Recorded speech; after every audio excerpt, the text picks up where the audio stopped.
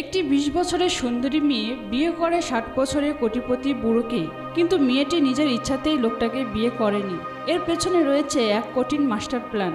সেটা জানার জন্য দেখতে হবে সম্পূর্ণ ভিডিওটি। বন্ধুরা, আজ আমরা এক্সপ্লেন করতে যাচ্ছি এরিটা মুভি, যেটা ২০২১ সালে রিলিজ হয়েছিল। তো চলুন কাহিনী শুরু করা যাক। কাহিনীর শুরুতেই মুভির মেন ক্যারেক্টার এরিটাকে দেখতে পায়, যে রাতের আধারে একটি ব্যাগ নিয়ে লুকানোর চেষ্টা করছে। এরিটা কেন এমন করছে সেটা জানার জন্য কাহিনীর ফ্ল্যাশব্যাকে যেতে হবে। এখানে আমরা দেখতে পাই যে এরিটা একজন বড় বিজনেসম্যান শঙ্করের সাথে ঘুরতে যাচ্ছে। শঙ্কর আর এরিটা হাজব্যান্ড ওয়াইফ, কিন্তু তাদের মধ্যে বয়সের আকাশ পাতাল ব্যবধান। এরিটার বয়স মাত্র ২০, সেখানে শঙ্করের বয়স 50+। এমনকি শঙ্করের একজন এক্স ওয়াইফ রয়েছে, যাকে সে রিসেন্ট ডিভোর্স দিয়েছে। আসলে শঙ্কর সুন্দরী কচি কচি মেয়েদের খুব পছন্দ করে। যেখানে ও সুন্দরী মেয়েদের দেখে, তাদেরকেও নিজের টাকার জোরে পাওয়ার চেষ্টা করে। শঙ্কর একটি বিজনেস ট্রিপে এরিটাকে বেঙ্গালুরু নিয়ে যায়। বেঙ্গালুরু পৌঁছানোর পর শঙ্কর এরিটাকে নিজের বিজনেসম্যান ফ্রেন্ডের সাথে পরিচয় করিয়ে দেয়। এখানে শঙ্করের বন্ধুরা এরিটাকে দেখে নিজেদের মধ্যে আলোচনা করে যে শঙ্কর এত সুন্দর মেয়ে কোথা থেকে পেল। শঙ্করের এক বন্ধুর নাম বিজয়। বিজয়ের এরিটাকে খুব পছন্দ হয়, তাই সে এরিটার সাথে ফ্লার্ট করতে শুরু করে। মিটিং শেষ হওয়ার পর সবাই যার যার রুমে চলে যায়। শঙ্করও এরিটাকে নিয়ে নিজের রুমে চলে আসে। আর কিছুটা রোমান্টিক টাইম স্পেন্ড করার পর এরিটাকে বলে, তুমি কিছুক্ষণ রুমে আরাম করো, আমি আমার বন্ধুদের সাথে গেমলিং খেলতে যাচ্ছি। এটা বলে ও বন্ধুদের কাছে চলে যায় আর গেমলিং খেলতে শুরু করে। তখন সেখানে সৈয়দ নামের একটি লোক শঙ্করকে জিজ্ঞেস করে, আরে স্যার, আপনি এ বয়সে এত সুন্দর মেয়ে কিভাবে জোগাড় করলেন? আমার বয়স মাত্র 23 বছর। আমি কতদিন ধরে একটি মেয়েকে আমার মনের কথা বলতে চাচ্ছি, কিন্তু আমি কিছুতেই বলতে পারছি না। দয়া করে আপনি আমাকে কিছু টিপস দিন। আসলে আপনি মেয়েদের কিভাবে পটিয়ে ফেলেন? শঙ্কর জানায়, আমি কোনো জাদুটোনা ব্যবহার করি না। আমি তো একদিন এভাবে গেমলিং করতে গিয়ে হেরে যাচ্ছিলাম, আর ঠিক তখনই আমি এরিটাকে দেখি। তারপর আমার ভাগ্যই বদলে যায় এবং আমি আমার সমস্ত টাকা জিততে শুরু করি। তারপর আমি বুঝতে পারি যে এরিটা আমার জন্য লাকি, তাই আমি এরিটাকে বিয়ে করে ফেলি। এরপর সবাই গেম খেলতে শুরু করে আর শঙ্কর বিজয়ের কাছে তার সমস্ত টাকা হেরে যায়। তারপর সে গেমে নিজের গাড়ি রাখে, শঙ্কর সেটাও হেরে যায় এবং বিজয় সমস্ত টাকা জিততে শুরু করে। শেষে বিজয় শঙ্করকে বলে যে তুমি আমার কাছ থেকে তোমার সমস্ত টাকা এবং জিনিসপত্র হেরে গিয়েছো, এখন তুমি কি বাজি রাখবে? শঙ্কর এরিটাকে তার রুম থেকে ডাকে। এরিটা সেখানে এসে মজা করে সবাইকে জিজ্ঞেস করে, আমার হাজব্যান্ড সব টাকা জিতে গেছে তাই না? বিজয় এরিটাকে বলে যে তোমার হাজব্যান্ড আমার কাছ থেকে তার সমস্ত টাকা হেরেছে, এখন তার কাছে বাড়ি যাওয়ার জন্য ট্যাক্সি ভাড়াটাও নেই। এটা বলে বিজয় শঙ্করকে নিয়ে মজা করে। শঙ্কর এসব শোনার পর খুব রেগে যায় যে বিজয় আমাকে সবার সামনে অপমান করছে, তারপরও নিজের বিয়ের আংটি গেমে লাগিয়ে দেয়। এটা দেখে সেখানে থাকা লোকেরা শঙ্করকে বলে, আরে স্যার, এটা একটা খেলা মাত্র, আপনি এটাকে পার্সোনালি নেবেন না। কিন্তু শঙ্কর তাদের কথা শোনে না এবং বিজয়কে গেম শুরু করতে বলে। এরিটা পেছনে দাঁড়িয়ে শঙ্করকে সাপোর্ট করতে থাকে। ধীরে ধীরে শঙ্কর তার হারানো টাকা রিকভার করতে শুরু করে এবং ফাইনালি বিজয়কে গেমে হারিয়ে দেয়। এটা দেখে বিজয় শঙ্করকে বলে যে তুমি গেমে চিটিং করেছো। কিন্তু শঙ্কর তার জিতে যাওয়া সমস্ত টাকা এবং এরিটাকে নিয়ে নিজের বাড়িতে চলে আসে। ঘরে এসে ও এরিটাকে বলে, যতক্ষণ তুমি আমার সাথে থাকবে ততক্ষণ আমাকে কেউ হারাতে পারবে না। এই বলে দুজনে রোমান্টিক সময় কাটাতে শুরু করে। ওদিকে বিজয় হেরে গিয়ে প্ল্যান করতে থাকে যে শঙ্করকে কিভাবে ধ্বংস করবে। এদিকে শঙ্কর এরিটাকে বলে, আমি মিটিংয়ের জন্য বাইরে যাচ্ছি, ততক্ষণ আমার কুকুরগুলো তোমার কাছে থাকবে। এই বলে শঙ্কর তার কুকুরগুলোকে এরিটার ঘরে নিয়ে আসে। এরিটা ওই কুকুরগুলোকে দেখে খুব ভয় পেয়ে যায়। তারপর রাতের বাইরে প্রচণ্ড বৃষ্টি শুরু হয়, এই কারণে ইলেকট্রিসিটিও চলে যায়। এরিটা ঘরের মোমবাতি জ্বালানোর চেষ্টা করে, তখনই দরজার বেল বেজে ওঠে। এরিটা মনে করে হয়তো শঙ্কর এসেছে, কিন্তু দরজা খোলার পর শঙ্কর নয়, অন্য একটি লোককে দেখতে পায় যার নাম সুন্দর। সুন্দর নিজের আইডি কার্ড দেখিয়ে বলে, আমি ইন্সপেক্টর সুন্দর এবং আমি শঙ্কর নামে একজনকে খুঁজছি। এরিটা বলে, শঙ্কর তো আমার হাজব্যান্ড, কিন্তু সে এখন বাড়িতে নেই, আপনি বলুন তার সাথে কি কাজ, সে আসার পর আমি তাকে বলে দেব। কিন্তু সুন্দর এরিটাকে কিছুই বলে না। সুন্দর জানায় সে পরে আসবে। তো বাইরে প্রচুর বৃষ্টি হওয়ায় সুন্দর এরিটার কাছে ছাতা চায়। যখন এরিটা ছাতা আনতে যায় এই সুযোগে সুন্দর রুমের ভিতরে এসে লুকিয়ে থাকে। এরিটা ফিরে এসে কাউকে দেখতে পায় না, ওভাবে হয়তো সে চলে গেছে, তাই ঘরে দরজা বন্ধ করে দেয় আর নিজের কাজ শুরু করে। সুন্দর লুকিয়ে এরিটাকে দেখতে থাকে। এরিটা সুইমিং পুলে সাঁতার কাটে, তারপর ও নিজের কাপড় চেঞ্জ করে আর এসব সুন্দর দেখতে থাকে।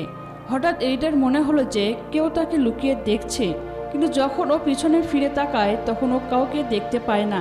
সুন্দর এরিটার রূপে এতটাই মুগ্ধ হয়ে যায় যে সে যে কোনো মূল্যে এরিটাকে পেতে চায়, তাই সুন্দর এরিটাকে ফলো করতে থাকে। তারপর এরিটার একটা আওয়াজ শুনে দৌড়ে যায়। তখন ও সুন্দরকে দেখতে পায়। সুন্দর এরিটাকে বলে, আমি একটা গাড়ির এদিকে আসতে দেখেছি, অনেকক্ষণ ধরে ডোরবেল বাজাচ্ছি কিন্তু কেউ দরজা খুলছে না, তাই জানালা থেকে ভিতরে চলে এসেছি। এরিটা বলে, দেখুন আমার হাজবেন্ড এখনো ঘরে ফেরেনি, কিন্তু আপনি এখনো কেন যাননি এখান থেকে? সুন্দর বলে যে আমি তোমার পুরো বাড়িটা চেক করে দেখতে চাই, কারণ তোমার হাজবেন্ড গেবলিং থেকে অনেক টাকা জিতেছে এবং ওইসব টাকা সে ইললিগালভাবে ইনকাম করেছে, তাই পুলিশ তোমার বাড়িতে রেড চালাবে। কিন্তু তার আগে আমি তোমার হাজবেন্ডকে এই খবর দিতে এসেছি যাতে আমি কিছু কমিশন পাই। এরিটা বলে, আপনার নাম্বার আমাকে দিন, আমার হাজবেন্ড এলে তাকে দিয়ে দেব। কিন্তু সুন্দর বলে, আমি যেখানে থাকি সেখানে সিগন্যাল খুবই উইক, তাই শঙ্কর না আসা পর্যন্ত আমি এখানে অপেক্ষা করি। পুলিশ আপনার বাড়িতে থাকলে আপনি সেফ থাকবেন। তারপর সুন্দর এরিটাকে কফি আনতে বলে এবং সে নিজের টিভি অন করে নিউজ দেখা শুরু করে। এরিটা সুন্দরের উপরে সন্দেহ হয়, তাই সে শঙ্করকে কল করে, কিন্তু শঙ্কর ফোন ধরে না। তখনই টিভিতে একটি নিউজ আসে, সেখানে বলা হয় একজন পুলিশ তার সিনিয়র অফিসারকে খুন করে পালিয়েছে। এটা দেখে এরিটা ভয় পেয়ে যায় আর ভাবে সুন্দর সেই পুলিশ নয় তো। তখন সুন্দর তাকে বলে যে আমাদের মতো অফিসাররা অনেক চেষ্টা করার পর একজন ক্রিমিনালকে ধরতে পারে, কিন্তু আমাদের সিনিয়ররা শুধু একটি ফোন পেয়ে তাকে ছেড়ে দিতে বলে এবং আমরা তাকে ছেড়ে দিতে বাধ্য হই। আমরা আমাদের দায়িত্ব নিষ্ঠার সাথে পালন করি, কিন্তু আমাদের সম্মান দেওয়া হয় না। আমাদের সিনিয়ররা তোমাদের মতো ধনী লোকের কাছে বিক্রি হয়ে যায়, তাতে আমাদের সমস্যায় পড়তে হয়। তো আমাদের কি করা উচিত? আমাদের সিনিয়রদের মারা ছাড়া আর কি উপায় আছে? এরিটা এসব শুনে প্রচুর ভয় পেয়ে যায়। তখন সুন্দর বলে, আমাকে পুলিশ ভেবো না, আমি সে নই। এই বলে সুন্দর ওই পুলিশ সদস্যর ফটো টিভি নিউজে এরিটাকে দেখায়। এটা দেখার পর এরিটা কিছুটা স্বস্তি পায় যে সে অন্য কেউ।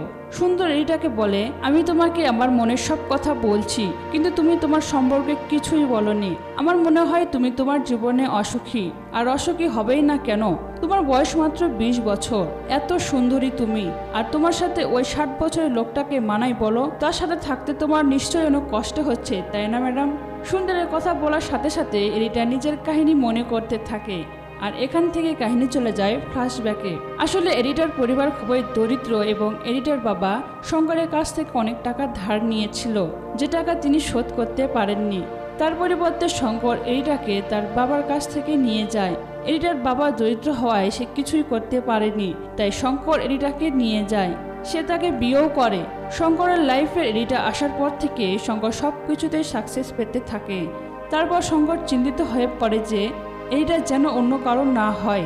এই ভয়ে সে বাড়িতে অনেক সিসিটিভি ক্যামেরা লাগিয়ে রেখেছে। একজন শঙ্কর এরিটাকে অনেকগুলো টাকা দিয়ে বলে, তুমি এই টাকা নিয়ে নাও আর নতুন লাইফ শুরু করো, আর কতদিন এই বুড়োর সাথে থাকবে? এরিটা এসব শুনে খুশি হয় আর টাকা নিয়ে ওখান থেকে চলে যাচ্ছিল। তখনই শঙ্করের কুকুররা তাকে আক্রমণ করে। ভয়ে এরিটা বাড়ির ভেতরে ফিরে আসে এবং শঙ্করকে এই কথা বলতে শুরু করে। শঙ্কর বলে, তুমি একটা লোভী মেয়ে, একটু সুযোগ পেয়েছো আর টাকা নিয়ে পালাতে শুরু করেছো। তুমি এই বাড়ির বাইরে পাও রাখতে পারবে না, আর যদি তুমি এমনটা করার কথা ভাবো তাহলে আমার কুকুরগুলো তোমাকে ছিঁড়ে ছিঁড়ে খেয়ে ফেলবে। এটা শুনে এরিটার শক হয়ে যায়। তারপর থেকে শঙ্কর এরিটাকে টর্চার করে যাচ্ছে। এরিটার কাহিনী শুনে সুন্দরের খুব খারাপ লাগে। সে এরিটাকে বলে যে শঙ্করের মতো লোকেরা টাকা দিয়ে যে কোনো কিছুই কিনতে পারে। তখনই ডোরবেল বেজে ওঠে এবং এরিটা সুন্দরকে লুকিয়ে থাকতে বলে। তারপর এরিটা নিজে গিয়ে দরজা খুলে দেয়। দরজা খুলে ও দেখতে পায় বিজয় তার দরজার সামনে দাঁড়িয়ে আছে। বিজয় এরিটাকে জিজ্ঞেস করে, শঙ্কর কোথায়? আমি তার কাছ থেকে আমার টাকা ফেরত নিতে চাই। এরিটা বলে যে শঙ্কর বাড়িতে নেই, সে কিছু গুরুত্বপূর্ণ মিটিংয়ের জন্য বাহিরে গেছে। এটা শোনার পর বিজয় এটার সঙ্গে বাজে আচরণ শুরু করে। এটা থেকে সুন্দর অনেক রেগে যায় এবং বাইরে এসে বিজয় ও তার লোককে মেরে তাড়িয়ে দেয়।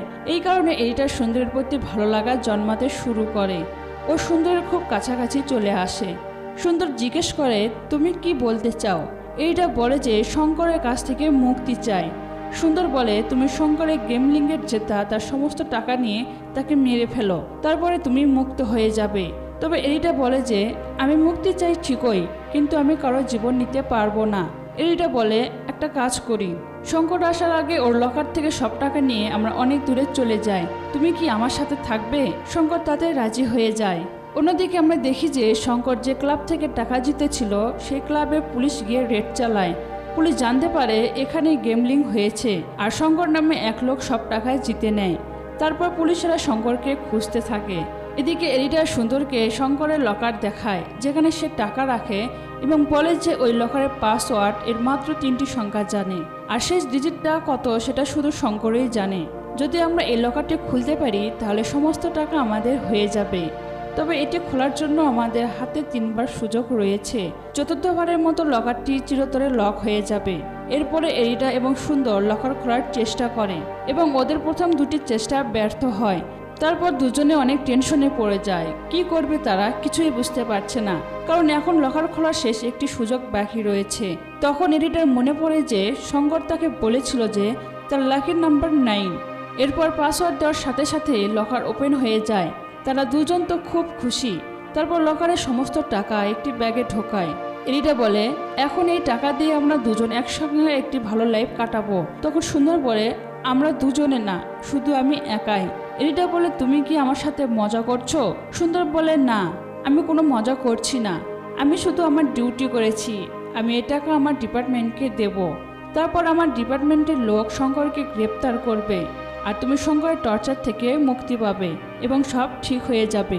এরিটা বলে যে আমি তোমাকে বিশ্বাস করে আমার জীবনের সবচেয়ে বড় ভুল করেছি, আমার তোমাকে বিশ্বাস করা উচিত হয়নি। এটা বলে এরিটা সুন্দরের থেকে টাকার ব্যাগ ছিনিয়ে নেওয়ার চেষ্টা করে আর এদের দুজনের মধ্যে হাতাহাতি শুরু হয়। এক পর্যায়ে এরিটা একটি কাঁচের পাত্র দিয়ে সুন্দরের মাথায় হামলা করে, যার কারণে সুন্দর আহত হয়। এই ফাঁকে এরিটা টাকার ব্যাগ নিয়ে পালাতে থাকে।